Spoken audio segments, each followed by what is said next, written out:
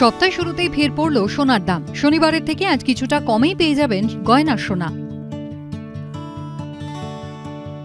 সোনার দামে ওঠাপড়া লেগেই আছে, তবে সপ্তাহের শুরুতে সোনার দামে কি ফের কোনো চমক? সকলে অপেক্ষায়। ভারতে সব শহরে সোনার দাম সমান নয়, শহর অনুযায়ী বদলে যায় দাম। জেনে নিন সোমবার 9 ফেব্রুয়ারি সোনার দাম কত হলো কলকাতায়, জানাচ্ছে স্বর্ণ শিল্প বাঁচাও কমিটি।